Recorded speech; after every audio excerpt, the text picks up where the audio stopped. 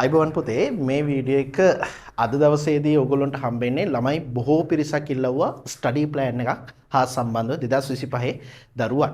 එතකොට 2025 දරුවන් study plan එකක් ඉල්ලද්දී ඒ ස්ටඩි ප්ලෑන් එකත් එක්ක මම හිතන දේ තමයි අද දවස් ඇතුළතදී ගත්තාම දවස් 47ක් අපිට අපේ A level exam එකට ඒ කියන්නේ නොවැම්බර් 10 පටන් ගන්න A level exam එකට තියෙනවා. එතකොට මම මෙහෙම දෙයක් කියන්නම් ඕගොල්ලොන්ට අද දවස ගමුකෝ. හරි?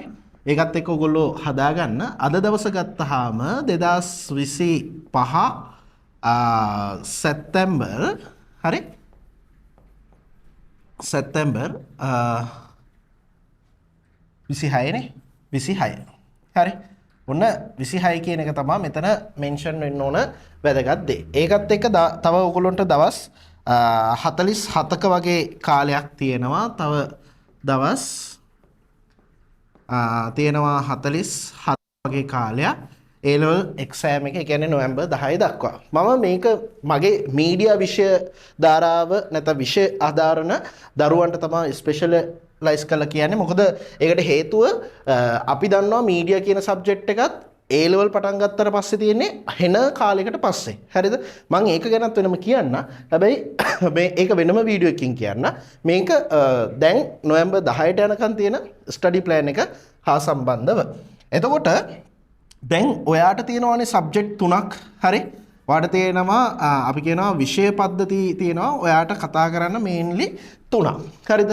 එතකොට ඒ තුන තුල තියෙන විෂය කොටස් ටික අරගෙන හරිද? විෂය කොටස් ටික අරගෙන ඔයා මේ දවස් ටිකට බෙදා ගන්න. හරි? සමහරවිට අපි මීඩියා විෂය තුල IT නැත්නම් සමහරවිට ජියෝග්‍රැෆි සමහරවිට සිංහල මොනවා හෝ සබ්ජෙක්ට් එකක් හෝ වේවා. දැන් ඔයා ඒ විෂය ටික කොටස් කරගන්න. හරිද? එතකොට දැන් තව තියෙන දවස් 47යිනේ. ඒ දවස් 47 ගත්තාම මෙන්න මෙහෙම දෙයක් තමයි ඔයාට කරගන්න වෙන්නේ. දවස හරිද? ඔයාට මම කියලා තියෙනවානේ පැය 6ක වගේ කාලයක් නිදාගන්න කියලා. ඊට වඩා නිදාගන්න යන්න එපා. හරිද? පැය 6ක වගේ කාලයක් නිදාගන්න. එතකොට දවසට ඔයාට පැය 18ක් වැඩ කරන්න තියෙනවා නම් ඒ පැය 18න් හරිද? පැය 3ක්. හරිද? පැය 3ක් එක විෂයක් වෙනුවෙන් ඒ කියන්නේ මතකාවර්ජනය රීමයින්ඩ් කරගන්න ඔයා යොදා ගන්න පැය 3ක කාලයක්. හරිද? එතකොට පැය 3ක කාලයක් ගත්තාම ඒක සම වෙන්න 3න් වැඩි කරවුවාම අපි දන්නවා පැය 9ක කාලයක් ඔයා මෙන්න මේ මතකාවර්ජනය සඳහාම වෙන්කොට අවසන් කියලා. හරි? ඊට පස්සේ ඔයාට කරන්න තියෙන්නේ විෂය කොටස් ටික ඔක්කොම අදාළ ඒ කියන්නේ ඒ දවසට අදාළ කොටස් ටික මේව කළා. ඒ කියන්නේ පාඩම් කළා. ඊට පස්සේ කරන්න තියෙන දේ තමයි ප්‍රශ්න හදන්න. හරි? ප්‍රශ්න හදන්න. හරි? ප්‍රශ්න හදන්න. දැන් ඊයේ අපි කතා කරලා බැලුවා අපි දවස් 3ක් ෆ්‍රී පේපර් ක්ලාස් එක කරා. ළමයි 500කට අධික පිරිසක් ඉන්නවා. මේ ළමයි 500කට අධික පිරිසට අපි ළමයි MCQ ප්‍රශ්න විතරක් කරලා තියෙනවා 65කට වඩා. හරි? එතකොට මේ දවස් 3යි අපි පන්තිය පටන් රෑ 10 ඉඳලා පාන්දර 2:00 වෙනකම්. හරි? එතකොට ඒ MCQ ප්‍රශ්න 65 තුල අපි පාඩම් 3ක් විතරයි කවර් කරලා තියෙන්නේ. එතකොට ඔයා කල්පනා කරන්න අපි මේ විදියට ලොකු ටාගට් එකක් ඇතුව වැඩ කරන්නේ. ඒ ටාගට් එක ඔයත් හදා ගන්න ඕනේ. මම මෙන්න මේ ප්‍රශ්නය නැත්නම් මේ පාඩම මේ විදියට සිද්ධ කරනවා කියලා. හරිද? එතකොට ප්‍රශ්න හදන්න. ඒකට මම ඔයාට දෙනවා එක සබ්ජෙක්ට් එකකට පැය 1 ගානේ. හරිද? එතකොට පැය 1 අපි දන්නවා ප්‍රශ්න විෂයන් 3ක් තියෙනවා. එතකොට පැය 3යි. හරිද? ඕන දැන් අපි මේ පැත්තෙන් පොඩ්ඩක් ලියාගමුකෝ. මෙහෙම එකක් පැය 9ක් යනවා. ඊට පස්සේ පැය 3ක් යනවා. තව වැඩ තියෙනවා. ඊට පස්සේ ඔයා අදාළ ප්‍රශ්න ටිකට උත්තර ලියන්න ඕනේ. ප්‍රශ්න සඳහා උත්තර ලියවීම සිද්ධ කරන්න ඕනේ. හරි? උත්තර ලිවීම සිද්ධ කරන්න ඕනේ.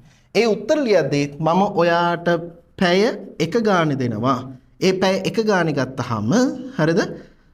ඒකත් 3යි මෙතන පැය 3යි. හරි?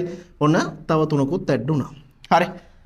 දැන් ඔයාට තව පැය 3ක් තියෙනවා. ඒ කියන්නේ ඔයාට ඔයාගේ විෂය පද්ධතිය ඔයාගේ ඒ කියන්නේ මම කියන්නේ පැය 18න් මේ අපි කතා කරන පැය 18න් තව පැය 3ක ඉතුරුවක් තියෙනවා.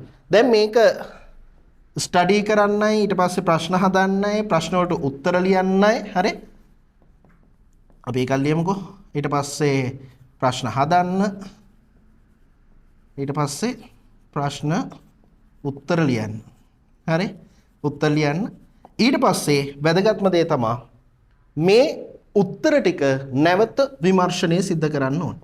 ඒකට මම පැය 3ක කාලයක් දෙන්න. නැවත විමර්ශනය සඳහා.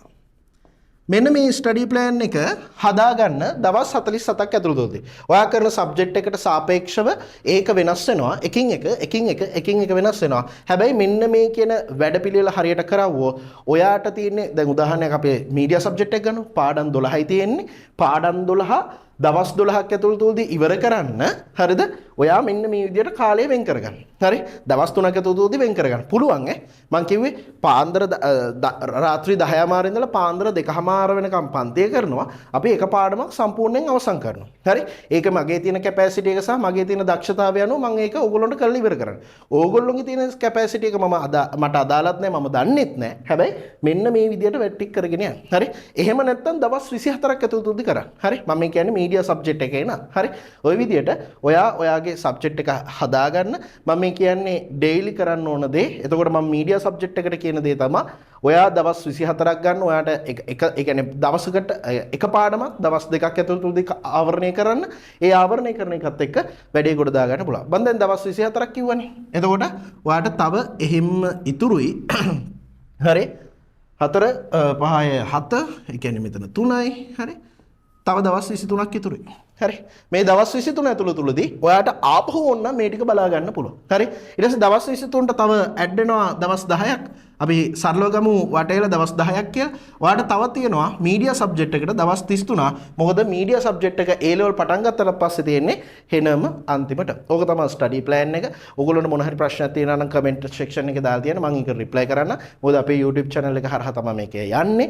හරි එතකොට ඔන්න ඕක තමයි ස්ටඩි ප්ලෑන් එක. අපි මේක පබ්ලිෂ් කරනවා ඉක්මනින්ම ඒ කියන දවසට අදාළව වැඩ කටයුතු ටික අපි කරගෙන යන්න. එහෙනම් පුතේ වැඩ කරගන්න මම හැමදාම කියනවා වගේ විශිෂ්ටයන් අතර අතිවිශිෂ්ටයෙකු වන්න වැඩ කරන්න මහන්සි වෙන්න කට්ට කන්න කට්ට කන තවන්න මට ඔයාට ප්‍රතිඵලය හම්බෙයි.